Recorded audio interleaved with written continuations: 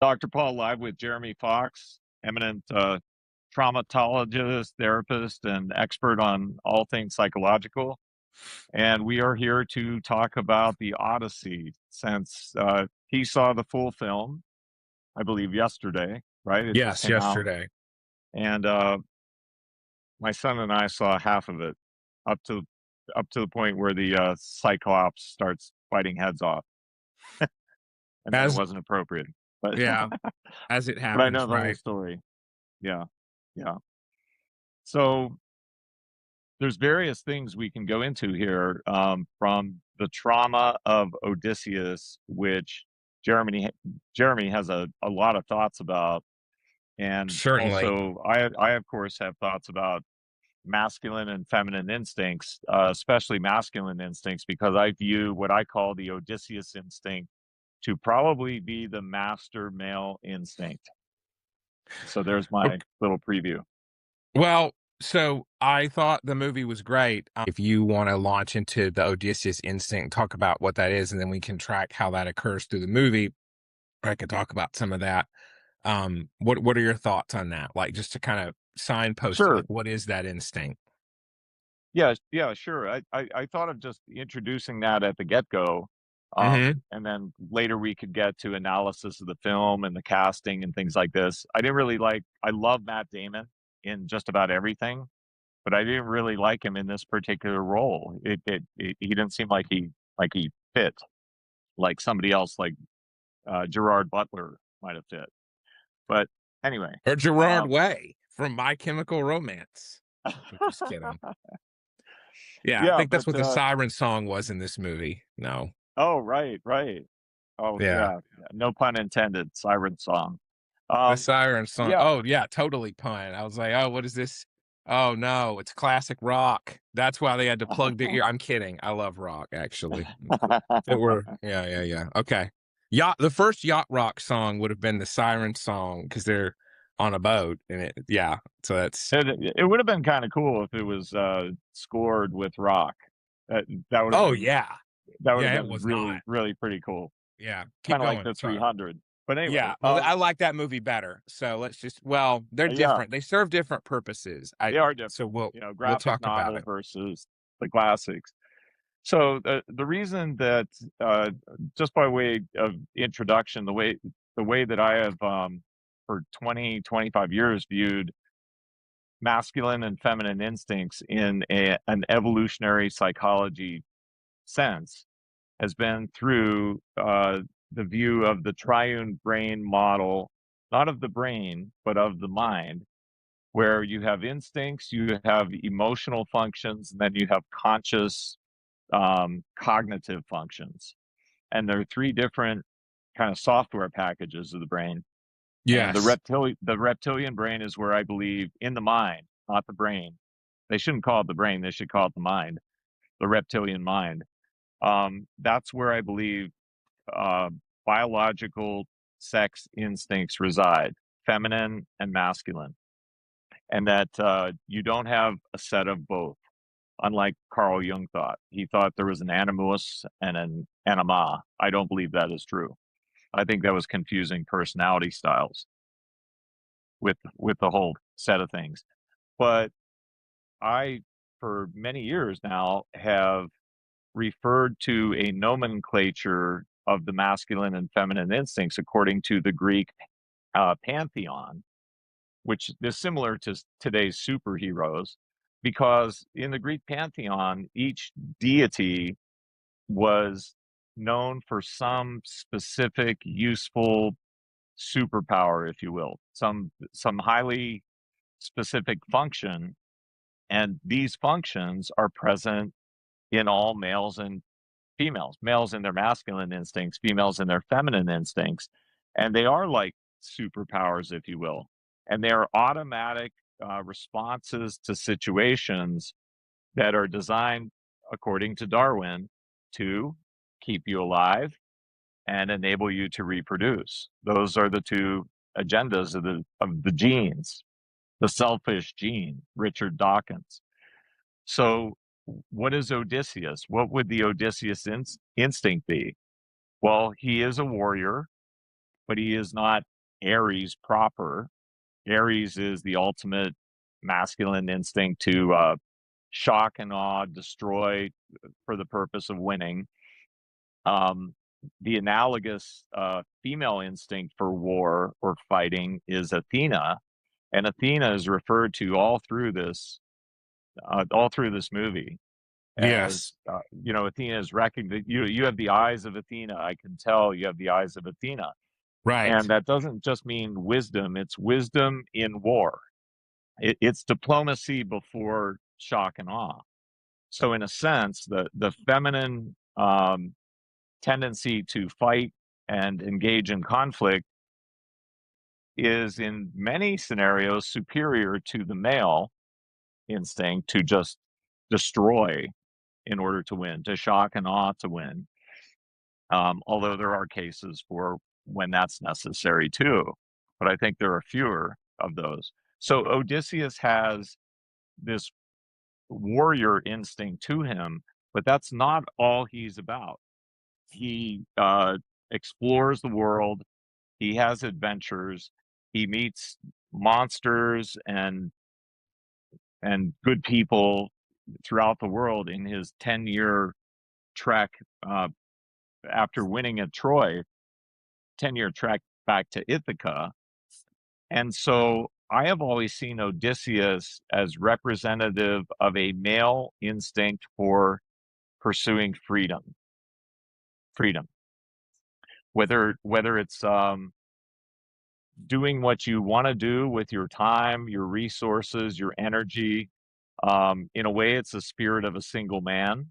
If we're talking about romance, males get captured into commitments in relationships, throughout all human history. They are the ones who get captured into that. So it's freedom, discovery, innovation, exploration, or you might even say curiosity. I've always seen Odysseus as being a spirit of freedom, discovery, wanderlust, traveling the world, and curiosity.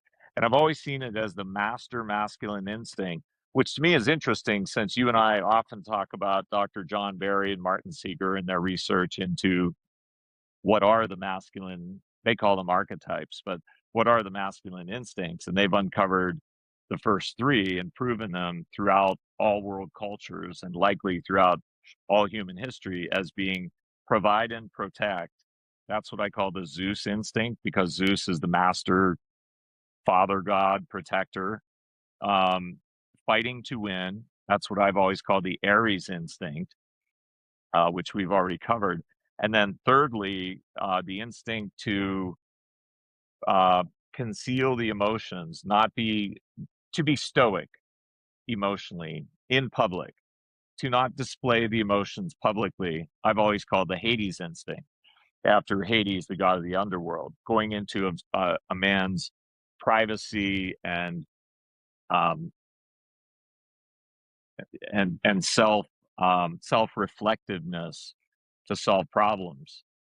But these three, none of them are the Odysseus instinct. So I will be curious someday if Barry and Seeger and others try investigating, is there such a thing as a masculine instinct for pursuing freedom, discovery, innovation, like Elon Musk kind of person, Iron Man, Tony Stark kind of a person, an inventor, discoverer, explorer, Balboa, Rock Columbus. Well, Explorer. no, I'm thinking of like ancient explorers or medieval explorers like uh, Magellan. Balboa, Balboa, Okay. and Christopher Columbus.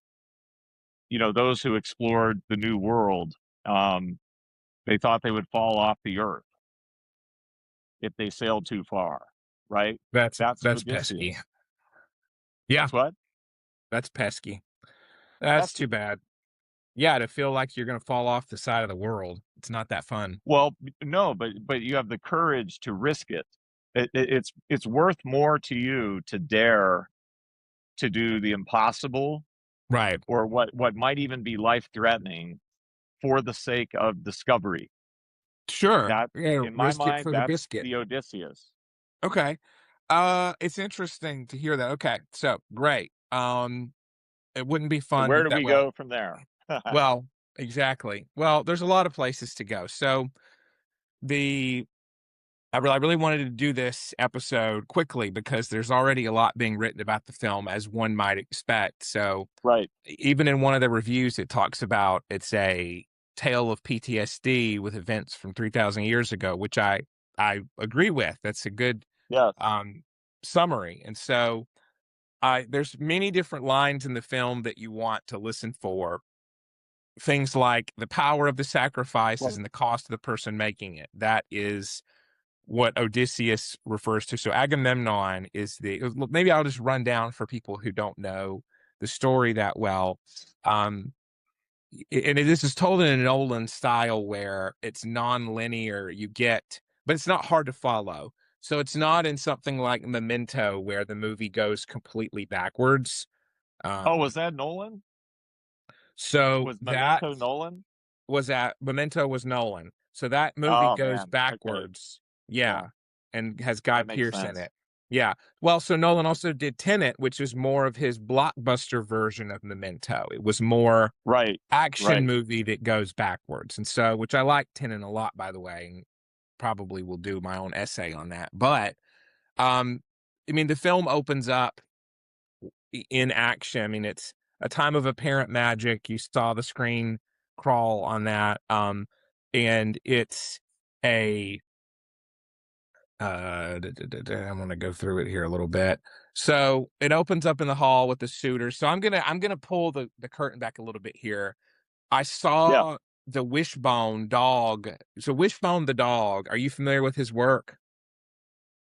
This might not have been a No. you thing. Okay, so this is kind of a Yeah. millennial thing. Wishbone the dog was a PBS character. He was a Jack Russell Terrier who was a trained dog for acting. Like he, could listen to commands, and they would dress him up in costumes, and he would be the lead character in different classics. Like he would be Sherlock Holmes and have the hat and the coat. He would be Ah. Odysseus in the Okay. Odyssey. And so, would show high schoolers learning about this book, and the dog would be the star of it. And this was a beloved TV show. I watched it regularly, and it would teach you about the classics, but it was Huh. cute because it had a dog. Wow. So when my first exposure to the Odyssey was that, and I didn't really understand, and I still think it's really stupid that there's this entire and we can. This is fun. This is just good for good radio. So the Odyssey is obviously an inestimable classic with great um timeless truths, but the fact that there's halls of suitors that you have to hear about over and over that are sitting there is so stupid to me. It's so dumb. I don't like it. As a kid, I didn't understand what is that. So it's all these guys waiting to date this woman, and they're all there together, sitting. Okay, uh, so they're not fighting for her hand. They're just like in the mead hall, which that's a little bit further down the Middle Ages, but They're it's they're like just having a good time drinking. yeah, like the suitors, like that's such a dumb phrase to me too. Like it sounds Yeah. so old. I mean, I guess 3,000 years isn't yesterday, so it's old, but it's like Yeah. not the candidates or the bachelors. Like the bachelors, you could have called it that, but no, it's the Yeah. suitors. Like Yeah. to me, that's needlessly, and I know I'm grasping at straw, but so the Wait, movie how is opens that with different from Bumble? Them sitting in a hall, using their thumbs, doing whatever they do. How's that different from Bumble? well, in Bumble, they used to make it where the woman had to talk first for one thing. So that was taken out by Right, popular and she comes demand. out and opens the window and is like, "Leave my son alone. Don't Yeah, it be doesn't mean to my sound that son. romantic.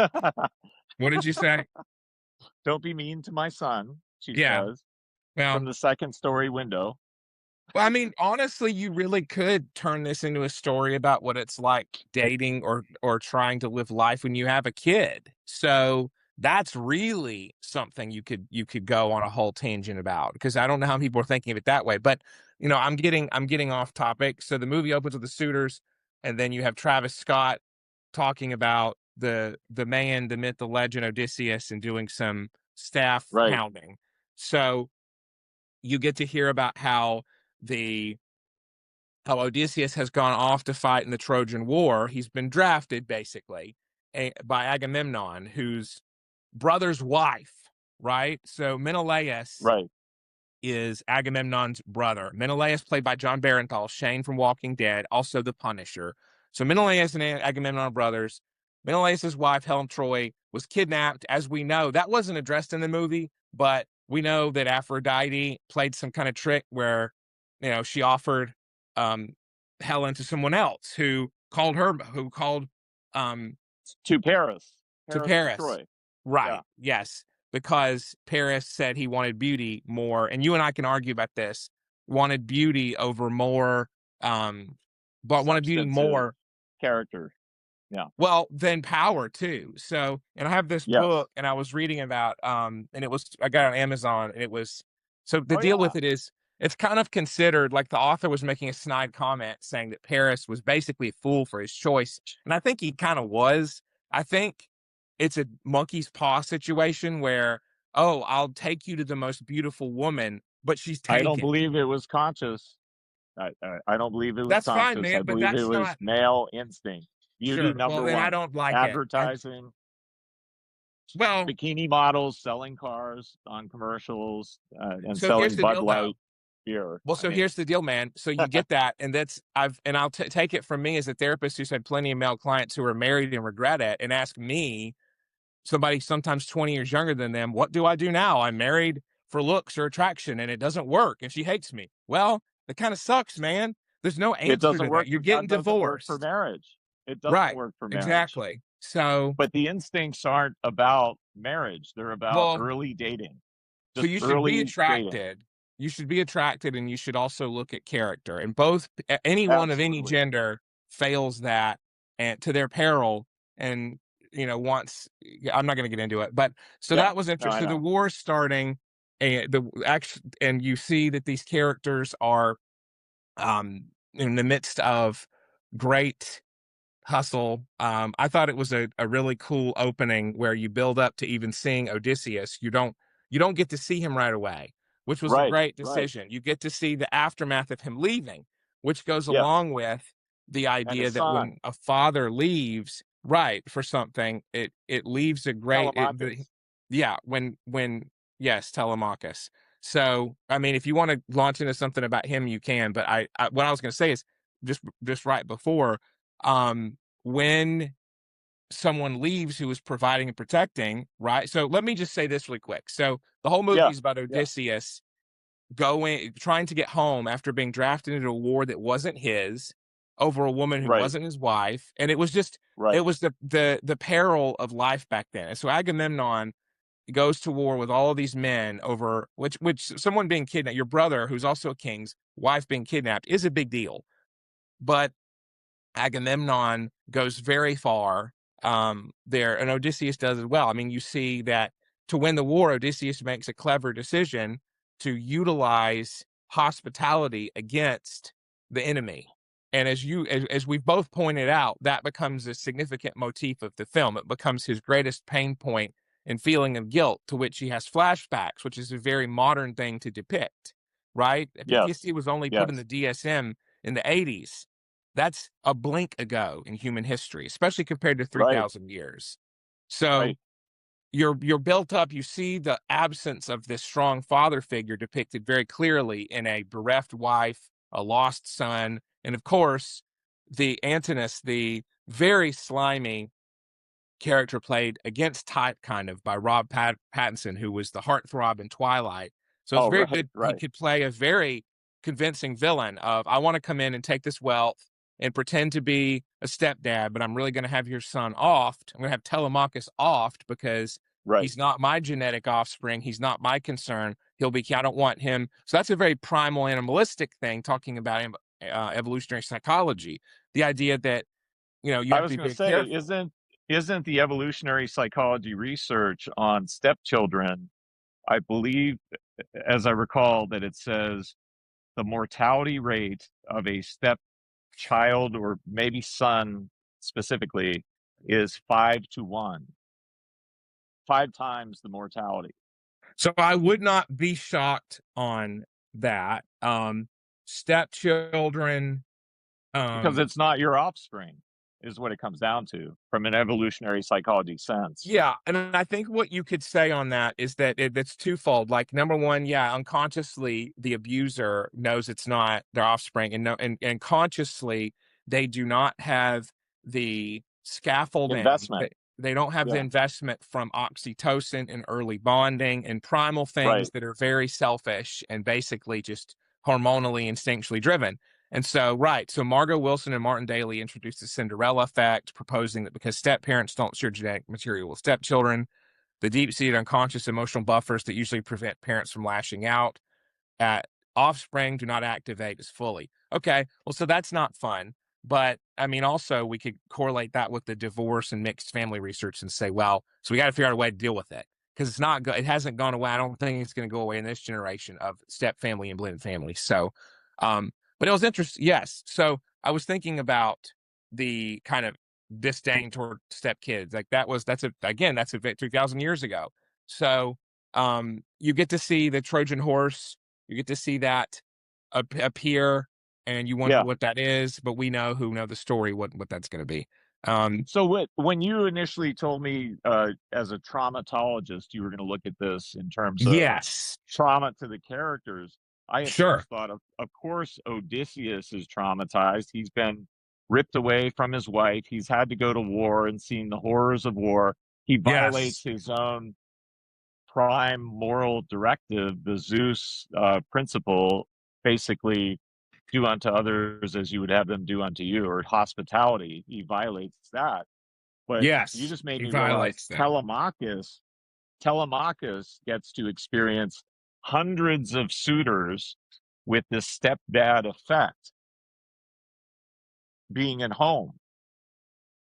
And I mean, he has hundreds of essential aggressors, potential aggressors, hundreds of them. Yeah, And he eventually exactly. leaves his mom, which, as we discussed before getting on here, his name Telemachus means far from mother. Right. Very good point. The The boy trauma must endured leave by him. mother. Sorry, say it again. He leaves mother to find the boy must leave mother to find his dad, Right. which gets us into really the Oedipus in a way. Different story, different play. No, it's I mean, yes. So talk a little bit more about that. Where are you saying? You're saying that is he's trying to remove the father image by going out on his own journey and say, okay, I can be a man and replace him Well, to a it's sense. both Oedipal it's both Oedipal in the sense that a boy's destiny is to leave home and leave the comforts of mom to go out into the wild and experience the world and its uncertainties and its dangers, but he needs the guidance of a father, Yeah. especially his biological father. And that's exactly what Telemachus is pursuing.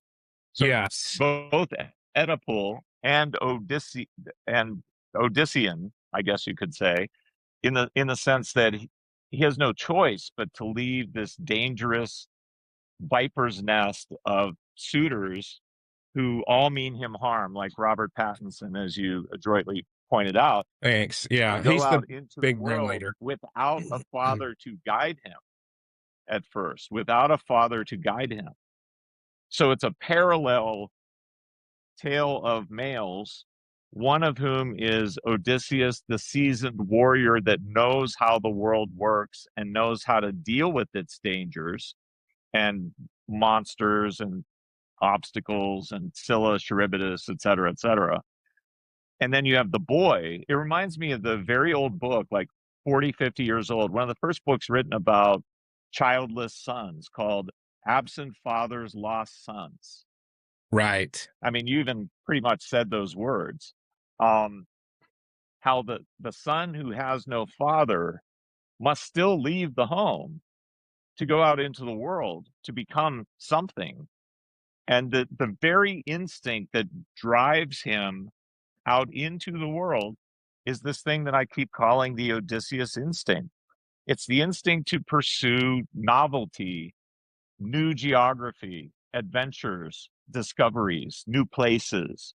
new people. And I call it a freedom instinct. Well, I mean, you But you can talk. can't use it if you're not free. No. If you're locked into poverty, if you're locked into a relationship, if you're locked into marriage, a bad marriage especially, if you're locked into whatever you're locked into, you can't utilize this core instinct that causes your growth as a male.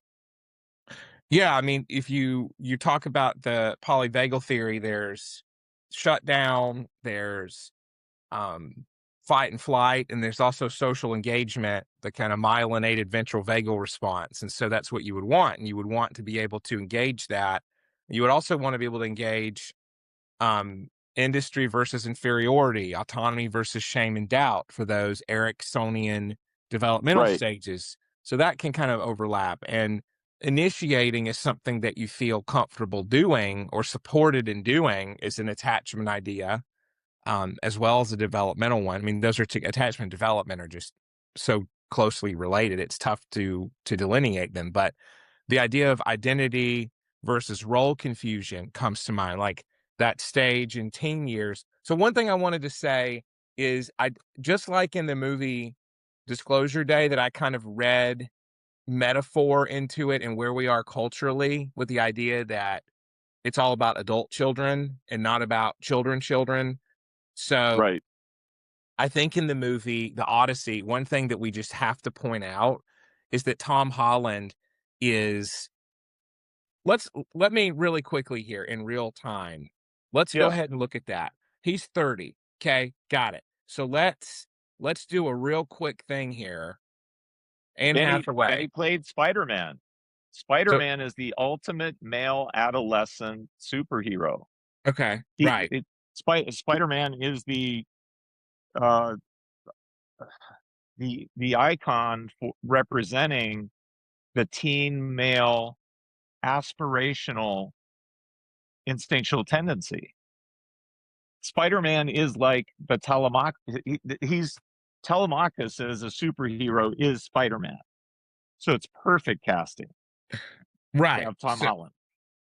So, he's 30, Anne Hathaway's 43. So, interestingly, 13-year age gap. Was it realistic for women to have kids at 13 3,000 years ago? Yes. It's thought that Mary, the mother of Jesus, was probably around that age. So I'm not saying that's inaccurate, but I will say it is interesting because I wonder if in the Odyssey, as Homer, or whomever is the voice of Homer who put that down 3,000 years ago, right? Would I would have that age be intentionally, like what was his age really supposed to be in the Odyssey as the epic poem, right? So I think a teen. I think a late right. teen Okay, so then is the real age.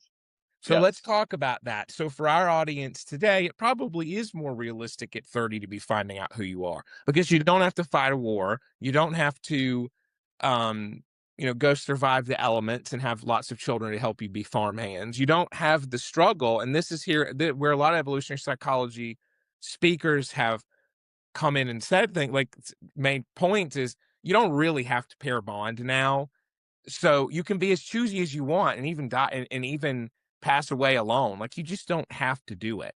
So the fact that Tom Holland is portraying like a wide-eyed 15-year-old at twice that age is very apt for our time now. It plays very well because, Okay. Yeah. who am I, getting my first job, took a while to finish college, didn't have to, was kind of comfortable lounging around, didn't really have a goal. Parents said I'm the best boy ever, don't really care to settle down. Really, really common stuff. So I think that was really well played. I don't think that Bumper was the sticker on intention. the minivan said, "My child is an honor student." Yeah, which is fine. I mean, that's cool. I don't know what that's supposed to do. Just like when it says, baby on I board, am mean, I not supposed to honk the horn if you don't go at a green light? Like, okay, congrats. Like, God, I don't really have a lot to say about bumper stickers. If you got them, great. That's good for you. Um, what I would say is, the adolescent turn, kind of the adultolescence. We've heard that term. But anyway, okay, getting to the traumatology of it. So yeah. few Yeah. things to rattle off. So I think when you talk about the different instincts with fighting and winning, I would propose Odysseus was so focused on fighting and winning, he neglected the protecting and providing, and that made him very upset and caused him a Yeah. great deal of shame. And Yeah. so he also so he felt conflicted, like, okay, I enjoyed being out here. Mm. And Wow. in the movie, it gets into this point that he doesn't want to go home unconsciously, and he confronts that and gets through it. So he fights it. Very interesting. 3,000 years ago therapy session, right? But I also think, and I know you didn't get up to this part of the movie, when Odysseus, but I think you saw it probably. He has the long white-ish beard. He's on an Yes. island. Well, he's Oh yeah. there, forgotten And who he's he with is. Calypso. He is, because he's eating the lotus of forgetfulness, whatever that does. It's like Xanax. So he, except with more I amnesiac didn't realize qualities. that. Wow. Wow. Yeah, he's So eating that. Well, you'll see it. very traumatology related. Wow. I didn't realize Yes. that. What, the amnesia component?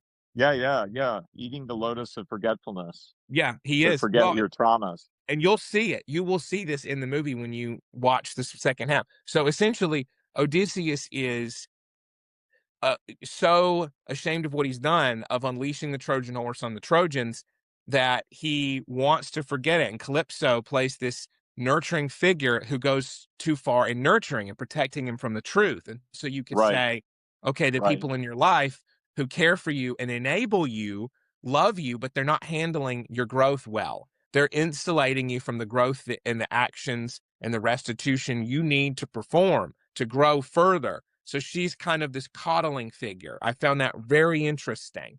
And so she eventually relents, and I will commend her character on that and say that, she says, okay, I'll tell you who you are. Here you go. Stop eating this because it's been causing you to forget, and let's talk about what you remember about your men. And then that's where we learn more of what happened through Wow. Odysseus's eyes, right? Of the horse, the journey, not following Agamemnon home after the victory at Troy, and instead following Athena, but getting lost. And that's where the misadventures happen with the Cyclops. Well, you saw that part, the Cyclops, but there's more with Charybdis and Scylla, and going between two tough Let options, let me trying to save stop you everyone. because let me stop you a sec because you bring up something that I hadn't occurred to me. Um, the adolescent development of the teen boy, represented Yes. by Telemachus slash Yes. Spider-Man, and then Odysseus the father, who is traumatized. Yeah. There can be regression in trauma, can there not? Where you Yes. regress, right? Yeah. Yeah, So does absolutely. Odysseus regress to more of a teen mindset that is suckling at the teat, Yes. the comfort of mother in the That's form of absolutely the lotus? It's the comfort absolutely of mother, possible. Absolutely right? possible. And so So, so you have an adult man traumatized, regressed, yes. receiving a false equivalent of the maternal, and then you have a normal teen boy that must grow up into a man and go out into the world. His risk is the Oedipus itself, being an Oedipal victor and Yes. staying with mother forever and not going out into the world and not Right. reaching his destiny as a person, not just a man. Aren't Right. these parallel? Yes. These are. So there's a there's a huge component here of addiction. So we know that addiction is can be. So okay, let me rewind it. Trauma is a risk factor for addiction.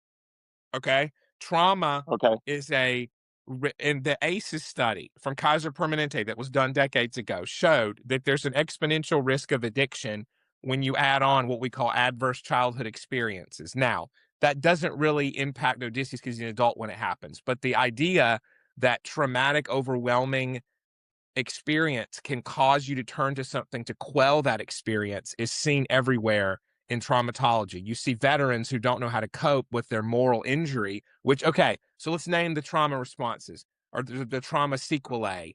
Okay, moral injury. Odysseus doesn't want to remember that he used Zeus's law of hospitality to win a battle and be really, it would be against like the Geneva Convention in our world today. It would be against goodwill Right. and decency. He was Right. indecent. It'd be He was, barbaric.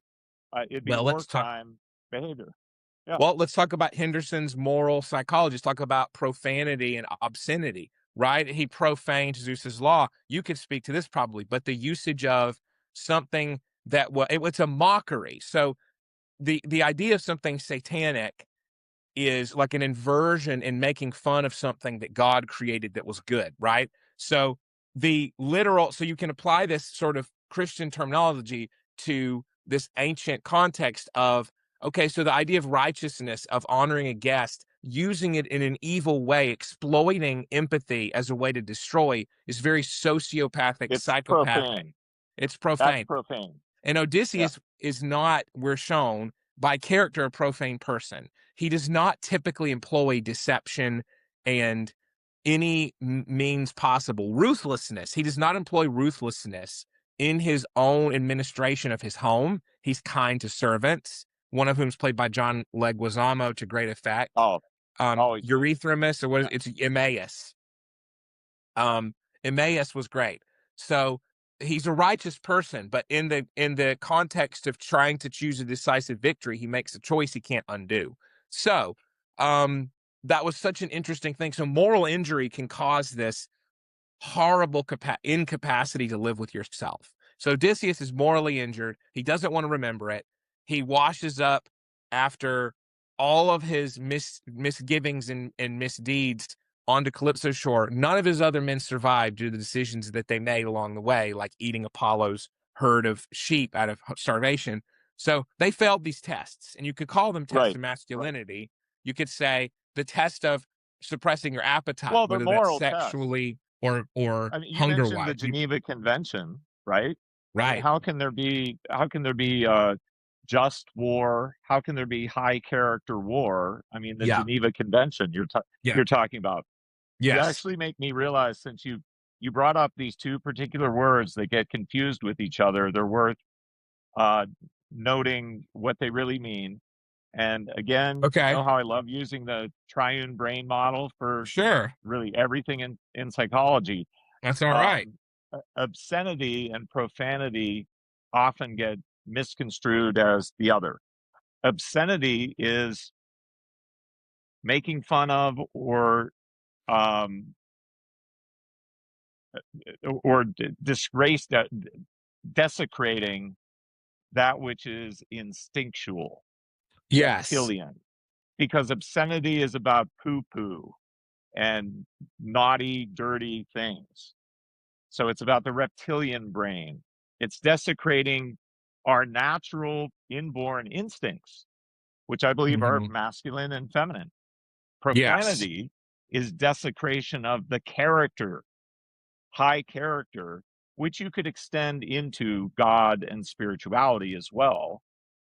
They're very similar and related. So Odysseus, therefore, desecrated both his instinctual sense, which I think is even more important than the Trojan horse, that he abandoned his wife and son. His protector provider instinct would be obscenity, and his use of the Trojan horse would be profanity. Yeah, because it did both.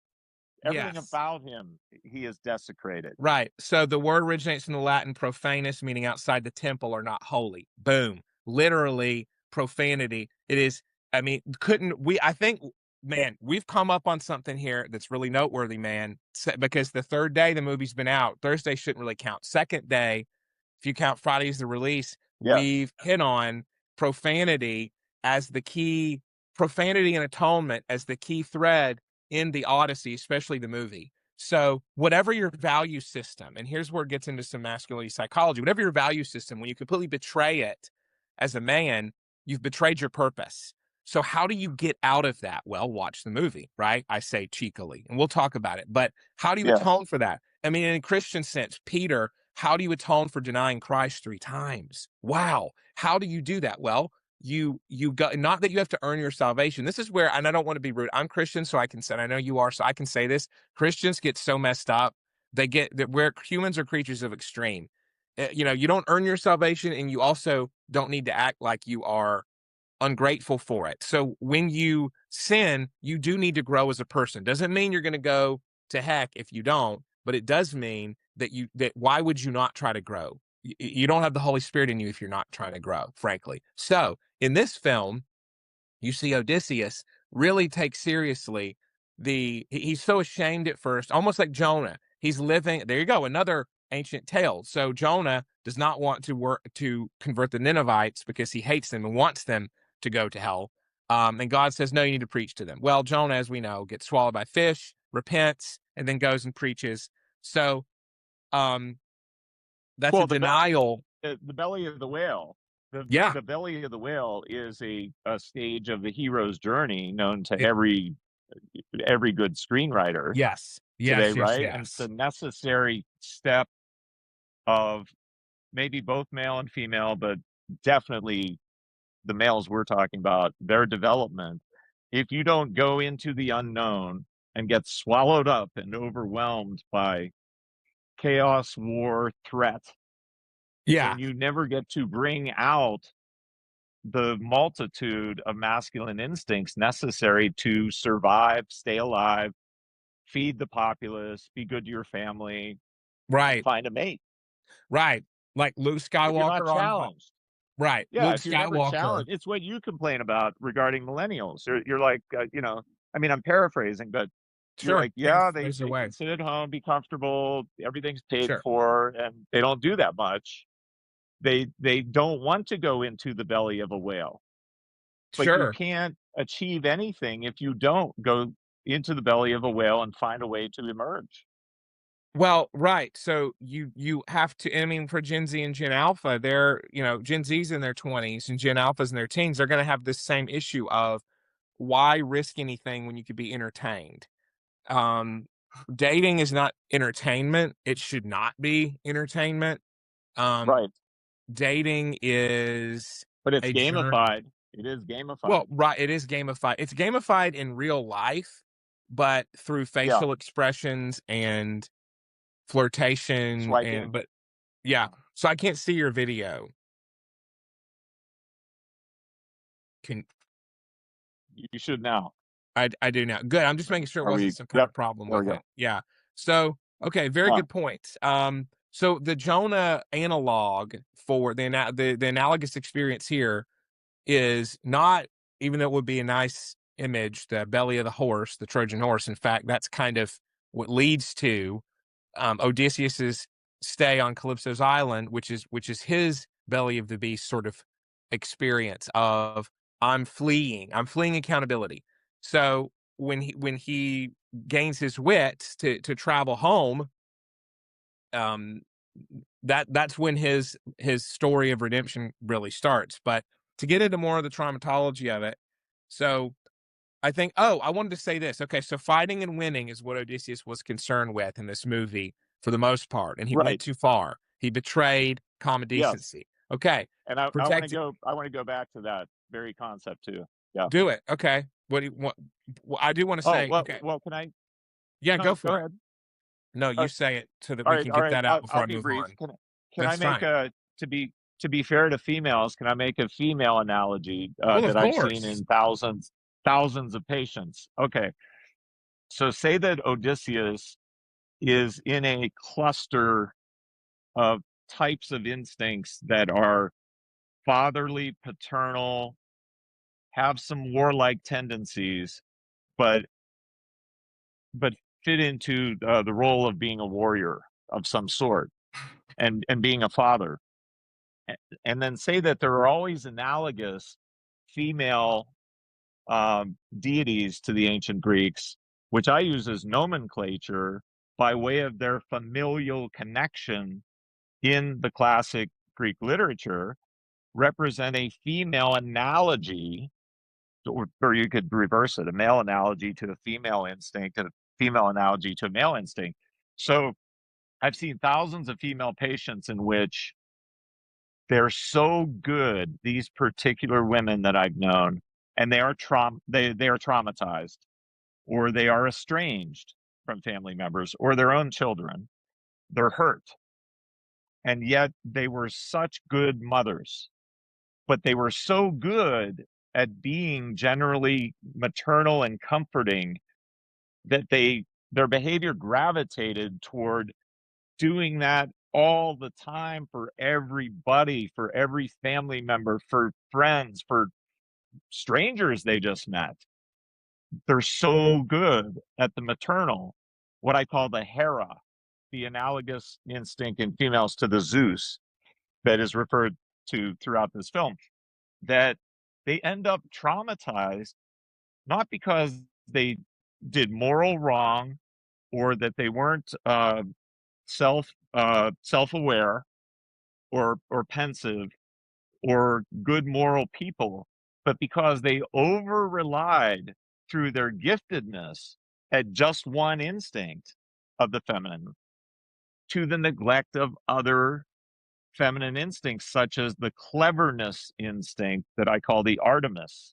She was Diana, the night huntress, who was so good at discernment that she could see in moonlight the tiniest objects and to find Right. resources needed, right? So I've known so many females that have been traumatized by over reliance on one of their best gifts, their best instincts, lacking a diversity of practice at the ones they aren't as naturally gifted at, that they could have been learning from their matriarchs. And I think the same is true of males. So back to Odysseus. So one reflection on his trauma to me is he had to over rely for purposes of going to war on the Ares instinct part of him, the fighting and killing at any cost, even trickery and using the Trojan horse, to the neglect of the protector provider instinct. And Right. you see throughout the film how his wife says, listen, honey, instead of you going to war, couldn't we just run away to the sunset with Telemachus when Telemachus was a toddler? Couldn't we just run away? Right. And that's what haunts him a lot through the film is the memory of her feminine offering of, how about no war? How about we just run away? It's an interesting, it's a great analysis. I mean, I think we have to look at when do you say, okay, so that when do you say no to war? Now, I think in Odysseus's case, what makes something such a tragedy um is, I mean, literally it's called Greek tragedy, but for a reason. This genre, and I don't know, I think this is an epic poem. So this is different. It's not theatrical, it's not He written as a couldn't say play. no. Exactly. That's It what I was was an gonna get to. intractable situation. He could not say no and still be a man and still be a Greek. It's like getting drafted. You can't say no Right. to being drafted. So, right, and it would be interesting to see what would have been more.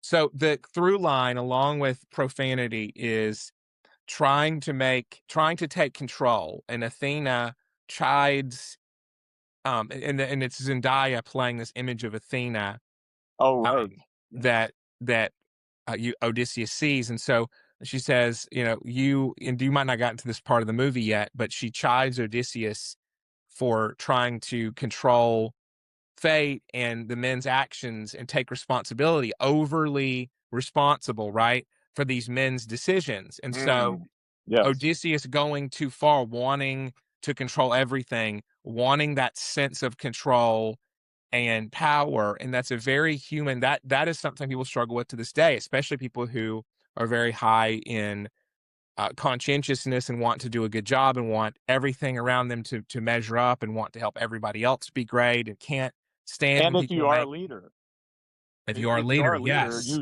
you are taking accountability for your underlings' actions by way of your guidance of them. yes, yes. So Yeah.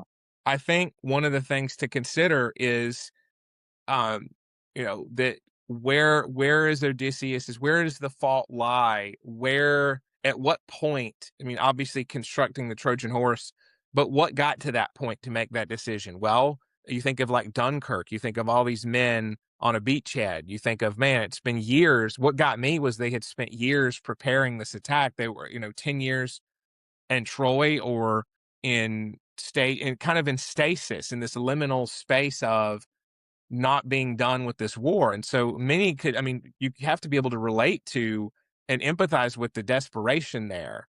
And so the desperation, and that's another thing. The movie is not that kind in this depiction of the gods, right? They're a bit uncaring. So, to kind of Yeah. play Odysseus's advocate, well, he'd been in this war for 10 years. He wanted to be done with it and to win. So he did something profane and used a sense of he used one of their sacred laws against them, sacred horse instead of sacred cow, right? So also, when he was on an island, on Apollo's island with the sheep, and he knew that some of the men would cave. He was told that. He was told that in a when he spoke Yeah. with the dead. Like you missed the part where they speak. You're gonna get to see the part where he speaks to the fallen troops in Hades. Like it's revealed that these guys are going to eat the sheep. They're going to die, but Odysseus tries to save them anyway, right? Escaping fate, defying the gods. So Right. that Right. theme, you can't take accountability for anyone else but yourself, is really big. And again, so these men are starving on an island, and then and the wind blows where they can't leave it, and then when they eat the forbidden sheep, oh, at that point, all right, you get judged. So what are you going to do, right? Like, what is the out? How can you make a better decision? Is kind of the question that the movie leaves us with, and it's a fascinating conundrum. Just really Well, quick, some what's more. missing? Go ahead. Yeah. No. No, go And ahead. what is it missing? Well, what's missing from the whole film, I believe, is a character that you've heard me talk about a ton, that is probably the most illustrative Greek figure, and also a fighter in the Trojan War that isn't mentioned, who is Philoctetes. Philoctetes. Philoctetes. That a story told to me by a psychiatrist 30 years ago, John Bridges, in Right. ER, when there was nothing going on overnight. And he's like, "Do you want to learn something?" This is the most illustrative character to explain at least male trauma, if not all trauma. And Philoctetes was the golf caddy to Hercules. He was the helper, Exactly. the carrier of his bow and arrows. And he eventually went on to become a physician after Hercules died, but he was bequeathed the bow and arrows of Hercules. And the Greeks were actually losing the war, and went to the oracle of Apollo and said, "What did we do wrong? How do we win?" And it turns out Philoctetes, as the ship's physician on one of the ships, was bitten by a snake on the Yeah. way to Troy, but his wound got so nasty and infected that it was ruining the morale of the other sailors. So they kicked him off on an island. And then they go on to be losing the war, even after the Trojan horse. And they go to Apollo and say, "Well, how can we still win?" And Apollo says, "Well, you got to go back and get Philoctetes, the ship's physician that you kicked off onto an island, because he knows how to use the bow and arrows of Hercules. And those will help you win the war." And John told me 30 years ago that the lesson of this is there is special knowledge of the wound to those who have been traumatized and survived that they can give to others. That it's exceptionally powerful knowledge to have been traumatized to contribute to healing the world, and that Yeah. other people don't have that same knowledge. If you've never been Yes. traumatized, if you're the boy sitting on your mom's couch playing video games and you never go out into the world and get traumatized or go into the belly of the whale, then you don't have that prime gift to give to the world, because you've never been through chaos, war, trouble, challenges, severity, starvation, abandonment. So yes, I agree with you. And I would add, what's so rich about that tale is when you've been through that trauma and you have so much to offer, at first, people around you, if they are quite frankly immature or selfish of mind, the stench of trauma, right? The stench of symptomology, the Right. inconvenience of trauma symptoms can make those people say, ah, Right. it's not worth getting to know you. But then when they understand the complexities of life or need wisdom and have to come crawling back, right? You never want to be the person crawling back because you've treated someone poorly for reasons beyond their control. You always want to judge the Right. actions that someone offers you rather than annoyance. Now, so that's a rich tale of how just what you need from someone can be the very reason you despise them. So love that. The Greek, as you've said, I know you're big on the Greeks, and I think there's much there for sure. This being part of it. Okay, so just to go through some of the stuff because we've already been going a while, which is great. So, Yes. okay, so we just talked about how fighting and winning was perverted by this profanity to win that Odysseus enacted with the Trojan horse. We also talked about the providing and protecting was on hold, and that's why the hall could be sacked by the suitors. And the suitors kind of represent, I think, if you want to go psychoanalytic, like the male insecurity of literally a roster of men. You brought up Bumble, they're waiting in the wings as a man if you don't do the right thing. Well, so some of that's authentic and some isn't because you see the moral character of Penelope waiting and believing in this man that she's selected. And you've talked a lot Hmm. about hearing, I'm proud of you as a big not, I mean, is a big reward I for men. believe in you. Respect as the currency for men. Yes, I believe in you. Yes. So that affirmation is there. Her character is superb. I mean, I thought of the joke. This is a play, or not a play. This is a poem turned movie about a wife who waits 20 years, released into a culture where it's considered long distance dating if you have to drive an hour to meet someone. I mean, we are Ah, so beyond waiting years for your love that is not even something people would relate to now, frankly. So it's very inspiring. But well, love in okay, the so time of cholera. Love in the right. time of cholera was obsessive love, but it was Yeah, um, enduring love that right. withstood decades. Yeah, So I don't think that's outside human capacity or even the norm throughout yeah, history for us as yeah, humans to have that kind of enduring love. But right. notice that Odysseus had to test Penelope by coming in disguise, right? Yes, He sure. had to return in disguise, right? Right. And There were people two. could Yes, misconstrue that as being, oh, he doesn't trust her, or he's weak, or he's sure. jealous. But all he's doing is the male analog to what we used to call female cheerleaders. Female cheerleaders of a sports team, when that existed, were there to not be subservient to the males playing a sport. They were the Athena. They were the arbiters of winners. And they hoped that their team would win, but they couldn't guarantee it. But they are the arbiters. They were the superior parties in a sports event. If you, and now maybe you don't follow me yet, but if we No. cross over to Odysseus and Penelope, Odysseus coming in disguise is the exact male analog to being a male cheerleader in what we used to call engagement to be married. Okay. Engagement to be married was the man was actually testing the woman's character for fitness to be committed for life Right. Right. against the Okay. suitors, right? That Sure. gets into Risspault, right? Derogation of competition in Of Risspault, yeah, absolutely. right? Rishbolt's Yeah. model of relationship asset. Yeah, whatever. Yes, absolutely. Yes. So tell me about the ancient cheerleaders role because I think that's interesting.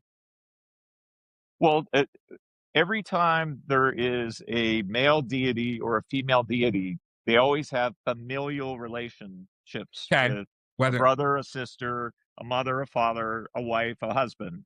right. And every time you Yes. find a familial connection, there is a male style, instinctual style of doing things. Let's use Athena as the goddess of war. Athena's brother was Ares, the god of war. Shock and awe. Do whatever it takes. Violate your own morals. You must win. Because what if they didn't win the Trojan War? How good would Odysseus's life have been anyway back in Ithaca if they didn't win? Right. Had to win at any cost. That's the Ares. The reason he's counseled throughout the movie and the play by Athena is Athena adds a feminine dimension to conflict and waging war, which is, please let us use diplomacy first.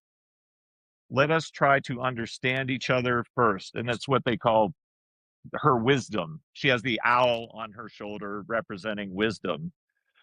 So, wisdom in war, patience in war, diplomacy first is the feminine way of war. But then if diplomacy fails, then you attack anyway. So Athena had that to her as well. But Ares, the male way of war, was just start punching, Right. stop to do diplomacy, because the victor will be the first to strike. So that's what I Right. mean by that connection.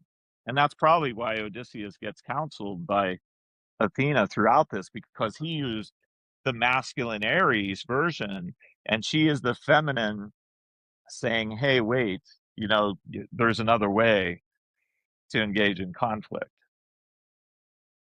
Right. So I just essentially, want to say one more thing. Let me just say please. one more thing. I'm going to jump all the way to Shakespeare, and Okay. I'm going to be very brief. And it has a point. I always tell people that modern cinema is equivalent to the higher brain. It has unlimited versions of older stories. Shakespeare is the equivalent to the mammalian brain. Shakespeare was considered the master of emotions, not Yes. just instincts, but emotions, the Yes. entire spectrum of human emotional situations. The Greeks, I believe, to be the masters of the instincts, the reptilian brain masters of literature. So you had asked me earlier, or had commented earlier on how Penelope proposed to Odysseus, hey, how about don't go to war? How about just let's escape? Let's chase the sun to the sunset with our toddler Telemachus. Let's just get out of here. What would have happened? Shakespeare knows. It's called Romeo and Juliet. Right. Romeo and Juliet were two teens that tried to escape their family's conflicts by just diving interior into their love. And they end up dead. It's a tragedy. So all Shakespearean plays are based at least in one Greek myth. Every single one of Shakespeare's plays has a predecessor or two that are joined together to create Shakespeare's plays. So Romeo and Juliet is what would have happened if Odysseus had not gone to war and just ran away with Penelope and Telemachus. They would have ended up dead for lack of purpose, Okay. lack Mm. of both of their missions in life, and their missions as husband and wife who get reunited. Right. Okay. Um, I think that's a That's that's a the point of Romeo and Juliet. It's what you talk about when you talk about millennials. Like if you never leave the nest and go out into the world and have strife and struggle and trouble and some trauma that you overcome and learn from, then what's the meaning of life? sure. I think there's yes. So okay, like that point. Now, okay, Anyway, let me say. Okay, so we talked about the fighting and winning. We talked about that the like Odysseus went too far in fighting winning. neglected providing, protecting. Suitors came in, were able to camp out for upwards of 10 years. Just insanity. Um, Yeah. and that here's another point. So Odysseus gets an A to an extent. He went too far in fighting and winning, and that's his flaw. Didn't go very far. Now, providing, protecting, not everybody has a castle to give their wife and son. Let's face it. So he gets like a B Right. minus. He did provide the raw materials, apparently enough for like a decade's worth of wine that Robert Pattinson drank through as Right. Antigus and Right. complained that the quality got low. Well, because you've been drinking it for 10 years, sir.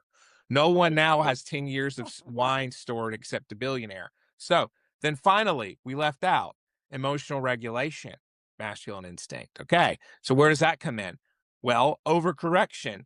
He pivots into addiction and a massive amount of masculine um, desire for Hades instinct. Well, the Hades instinct you talk about, otherwise known as emotion regulation, is depicted in the movie, I would argue, as his stay on the island with Calypso, which is hilarious because Yes. literally Yes. his journey to Hades is where he learns how to get home. It's where he faces his demons in the form of the horrible mistakes he made, the trickery used in the Trojan War. He faces that down and he gets out of, like, he risks emotional terror and he undergoes it and says, okay, fine, I'll go into that instead of blunting it out and ignoring it and It's like being giving in a in. therapist's office.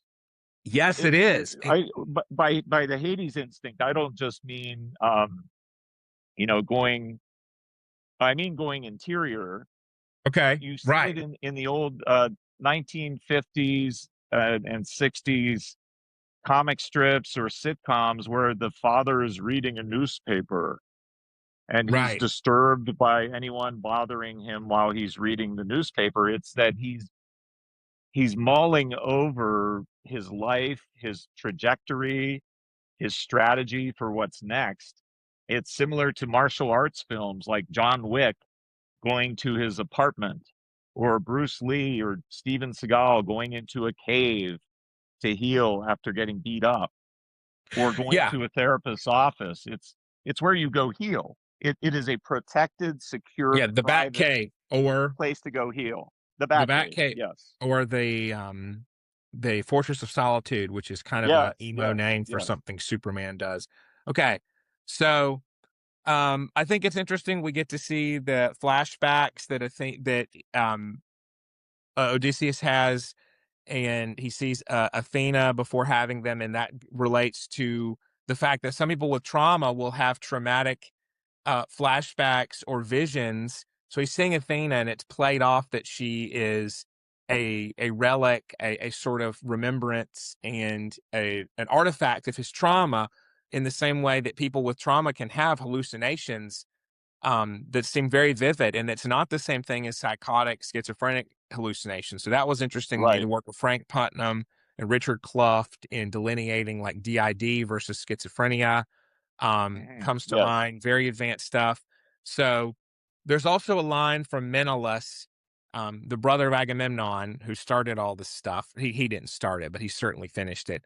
The line, what kind of prison could hold a man like that, meaning Odysseus? And the prison we cut to in the movie is one of isolation, one of self uh, medication with Calypso. Mm, So because it yes. was being Yes. when Telemachus got to his his ally Menelaus's kingdom to ask what happened with the Trojan War, Telemachus is told that Menelaus doesn't know what happened after his father helped with the victory. He set off, he parted ways to get home away from Agamemnon, which I think Right. was a bad move, just personally.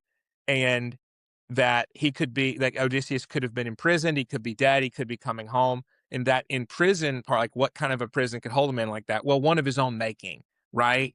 So prison Right. of the mind, traumatic Yes. dissociation and avoidance, the desire to avoid thinking Mental about your prison. past regrets and moral failures. So Right. there's also Eurylochus, the bearded lieutenant of Odysseus you keep seeing, kind of a voice reason. He said we need to leave the Cyclops cave before Cyclops came back, like, oh, we need to get out of here. We don't know whose this cave is. Well, they should have listened to him, should have left, didn't. I blame Odysseus. And Eurylochus asked, couldn't you have shown some mercy after Odysseus shoots the Cyclops, which in the eye, after they've already escaped, which causes them to go even more wild and take out a Yeah. few more of Odysseus's men. So Odysseus just goes too far. That is the theme. That is the Trojan horse going too far. It's in which to get to the Trojan horse is emblematic for cultural decline and the replacement of a high trust society with low trust. You're going to love this monologue at the end of the movie of like, we have to make our story a song. Why a song is asked by Queen Penelope. Well, for people who can't read in the future, like it's seen that the decline of culture and the people of the sea coming with no honor is this end of a great era of honor and dignity, which Odysseus kind of kicks off with his use of hospitality for evil. And so for our culture today, what kind of society do you want to live in? Do you want to live in one where you shun people and you're shunned if you don't live up to an expectation instead of them telling you what they expect? Do you want to live in a world where you could be cut off for anything because your replacement's always around the corner with the next swipe? What do you want to live in? That's why I so adore this movie, is it asks you, Yes. what culture do you want to live in? So one of the things I would put out is, I love when you talked about Odysseus needing to test his, like, the relationship stability. I saw him returning as a beggar, as him returning as a ghost of himself. He's too shamed to show his face. Literally, I can't show my face. He has to move through this shame and indignity to reclaim his former identity, right? So it's also, of course, very sly and clever, so he won't be overpowered right away or in secret, because his inexperienced son goes around, like, I'm Telemachus. Like, no, disguise Right. yourself, because there's I'm great looking for my harm. daddy. I'm looking for my daddy throughout the world. Right. Yeah. Um, Well, so I like what you said there about shame, right? Because you and I have often talked about how a trauma isn't a trauma without shame. If there's not been shame experienced, or it yes, isn't a trauma, it's yes, a yes, disappointment, it's an annoyance, it's some other thing. It's you playing a victim, but it's not a trauma unless there's shame. And then if you look to Darwin joined with Freud, and you wanted to define shame in a new way, other than just being a guilt-like emotion, it's instinctual based. It is it's an obscenity. Since we talked about profanity and obscenity, shame is obscenity in which one's masculinity has been cut down or one's femininity has been cut down. That's what I would call shame. So a right, trauma isn't a trauma without a cut yes, down of masculinity or of femininity. right. So So he comes back shameful in the beggar's cloak. I like that you say that in a way, because doesn't that also point out that even in severe decline and severe trauma, he still has, Odysseus, the instinct for inquiry, for curiosity. What has been going on in my home? He yes, cloaks himself to investigate. See, that's yes, why I call the Odysseus instinct the freedom instinct and discovery instinct, right, an right. instinct of curiosity. Instinctive curiosity. Okay. So I like that in the movie it shows that every time someone's told to leave their weapons behind, they're at risk of harm. First, this happens in Circe. You didn't get, did you get, so Circe the witch, did you get to that part? No, Okay. Well, so she represents this trauma of masculinity. And I think she was physically assaulted and by men who found her because she lives alone. So she learned to hate men and learned to harm men. And it's so like with Odysseus, Medusa, yeah, with same Odysseus, as Medusa. he's able to negotiate with her and get out of this situation and show that not all men are the same. So, but she tells Odysseus and his men to leave their weapons. Okay, that's dangerous. Temple of Athena, same thing. You'll see in the movie. Okay, um, and then on top of that, you've got in the scene in Odysseus's own home where the weapons are locked up while he performs the test of the arrow through the axis. So anytime people are told to leave their weapons aside in this film, it's bad news, man. It's basically saying leave your wits. I would take it as. uh, Um, Drop your masculinity, yes. So right? You're toxic, toxic, toxic, man. Stop being masculine. I think right. So I don't know. I'm not In a going to way. co-sign I that mean, I'm being completely. general. No, yeah, I don't. No, I put your weapons away. Well, so like being gaslit, right? So for women and men, you've got this idea. No, that's silly. You don't need to be at all. You don't need to test what I say or listen to me or ask anyone else or have any kind of um you know, Verification. Yeah. verification or any emotional, like, you don't, if you feel creeped out by something or you feel at risk, you don't need to follow that. It's very much saying you need to rely on me as the full arbiter of everything. I can do what I want, and it's an insult if you don't. And so that's very dangerous. Anyone who has good motives will be able to understand why someone could be a bit hesitant, and they're able to navigate that. And now, the other extreme is someone who's never okay with any verification, that's aggressively skeptical to the point of cynicism. Funny, I bring up another Greek term, but for regular interactions, like a handshake evolved because you're shaking hands. There's no weapon in your hand, right? You're Right. Right. shaking Right. hand. You're not. You're so the idea Or a of toast. right or toast. Right. So Poison. The poison mixes the poison. between the So goblets. That's why we toast. Odysseus. Oh, that's great. Okay. So Yeah, we Odysseus did toast because if you were trying to poison somebody, the wine would spill over in both goblets, and so poison would be mixed in both goblets. That's yes. why you Okay. toast. Right. Well, I found it interesting that Odysseus also, I'm just kind of going through some of my notes here. So Odysseus wanted to spare his son Telemachus from the battle against the suitors.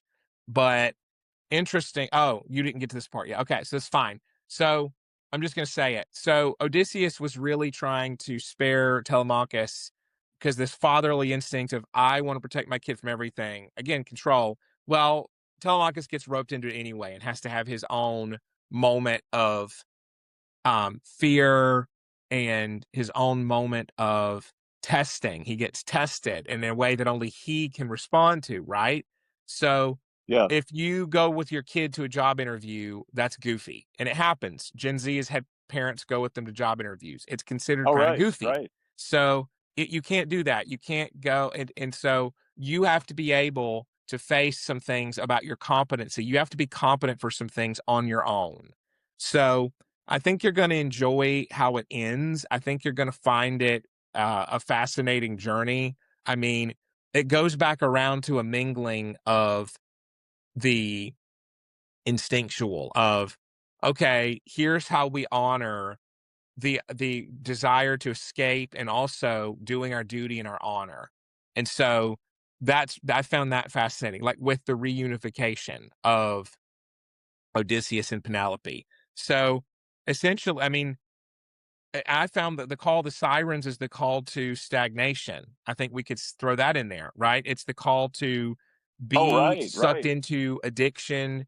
And Right. I mean, so, right. And Odysseus, it's a bit selfish that he wants to be the one to hear it, right? I think that was, and you'll see in the movie, they handle that in a very interesting way. And I find that to be, again, he just wants too much some of the time. He wants, he's clever, being too clever, trying to be clever enough in a Tom Sawyer way is generally too far in most literature, it seems. Like, to some degree, cleverness is great, but it will catch up to you if you are too greedy with it. And that seems to be a virtue, even from obviously the days of the ancient Greeks. Amazing. Appreciate that. Universal principles Yes, are often something we want to build in here. So I'll say one more thing. they are. Because there are so many monsters in the Odyssey, I remember back to a long passed on mentor who turned me on to psychiatry when I was a med student, named Horatio Fabrega. And I asked him Yes. what he did for a living, and he said he was an anthropologic psychiatrist. I'm like, what in the world is an anthropologic psychiatrist? And he said, well, Right. Paul, it's kind of like being a vampire hunter. And and I'm like, whoa, that's exciting, It interesting. is. And I said, how are you a vampire hunter? And he said, I studied narcissism throughout the world's cultures and throughout history. And so I study monster stories. And you will find in every encounter with a monster a lesson about either your own narcissism or about that of others that you need to get away from. So the Cyclops is non-binocular vision. So it lacks depth Yes. perception. There's only one eye. And didn't Odysseus have a lack of depth perception in just diving into carnage and forsaking his own principles? Yeah, very well said. I Right? mean, he was tested Cyclops. along the way. Yeah, he was tested. Look, it's clear cut in you have more or less clear cut, delineated, clear under like complex or simple moral dilemmas in the film, and of course, in the Right, right, ancient poem. Entering someone's cave to try to plunder it is extremely fraught. So right, sure, if right. you're starving and it's like Aladdin and you need some bread and you go to the market, you risk reprisal, right? Like, so there's a moral gray area. Like, what if you and your men are starving? I get it. And I also think so when you say that, I'm going to propose there's the Odysseus instinct and there's the shadow of that, which is when it goes too far. Curiosity killed the cat, man. Odysseus gets himself into some situations because he's too headstrong. He's clever, but you don't stay around in a cave that clearly a giant has hung a ton of stuff at high heights because you could even Right, see how did that get up there in the movie. right. I'm like, Cheese. Cyclops. Wow, this person makes amazing cheese. The cheese is Yeah, tasty. right. Yeah, Well, they but it's didn't still take it and run. They stayed too it's long and they got it's found still out. it's still the same thing as over relying on just one of your instincts instead Yeah, of multitudes of them, right? Because precisely. I've known friends and patients and various and strangers that I've heard have traveled the world for the last 40 years and they've lived on a houseboat in Yeah. uh Marina del Rey, and they've lived in Monaco, and yet they never married, they never had children, they never built a specific career. They're vagabonds. That would be the Odysseus instinct taken to an extreme if we see it as a freedom instinct. Sure. Just like the Well, Ares instinct we taken to extreme is just carnage and yeah, death. like Yeah. lack of commitment, Yeah. and Yeah. how you and I will be completely honest. I think for people who, sometimes they don't find a good partner immediately. I can't at all fault people for searching and saying, I need someone with my values and who commits to the same things I hold important. So we're not talking, let's be clear, especially in our day and age of having to navigate online narcissism. No, no, no. I'm not saying, I know you're not saying Yeah.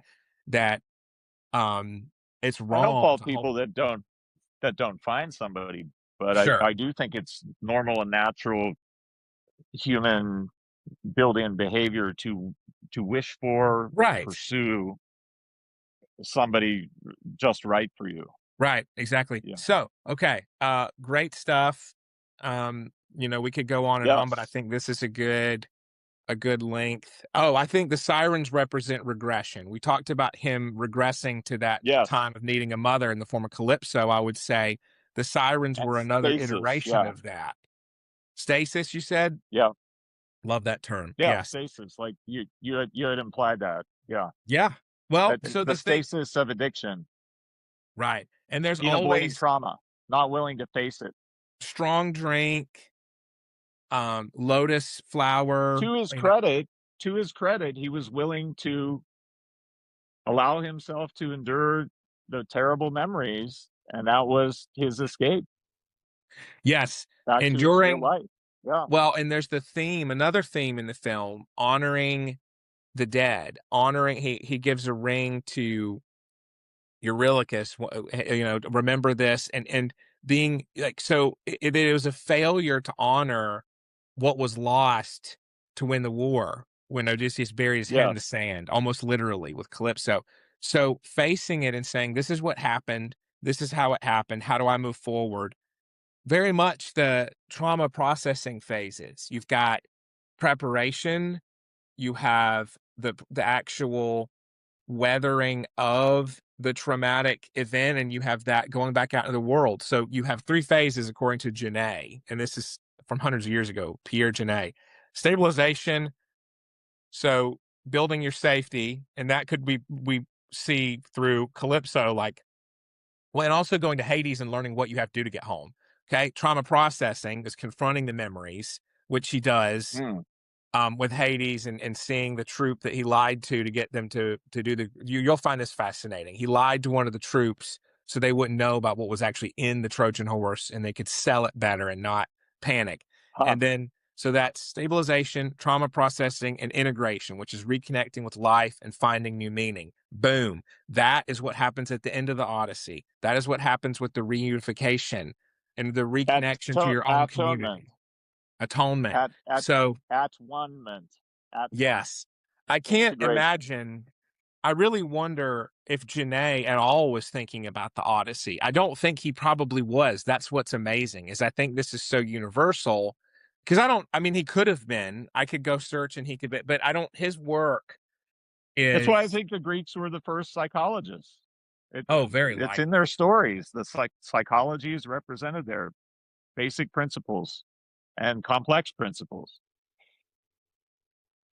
Yeah, So yeah, you're very accurate. Well, think about ostracization or being ostracized as a practice. So I need to make sure I credit the right people for this, because it's, let's see, yeah, it was a Athenian democratic procedure. You know about this? Do you know how to yes. go at? Mhm. Okay, so Like any banishment. citizen, what what did you call it? Uh-oh.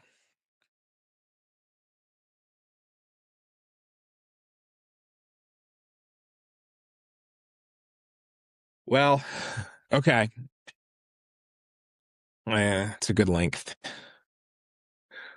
All right. Well, it was a good show. I will probably do more. Um, yeah, Desmond. Well, it happens. I'm on the laptop. So here's the deal, everybody. Please go see the movie. I'm going to be turning it, for my part, into a written article, especially that was a new insight, not from my notes from last night about Genet's trauma phases.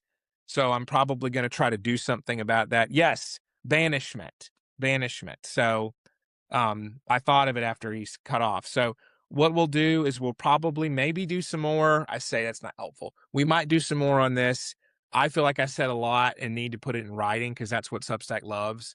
So I will probably do a write-up, a written article about it, and try to push it out really soon, because this is such a movie ripe with meaning. So hope you're all great. If you like what you heard, please subscribe to us, put in requests for future movies to analyze. I'm a big movie analyst, and we will talk next time. Thank you so much.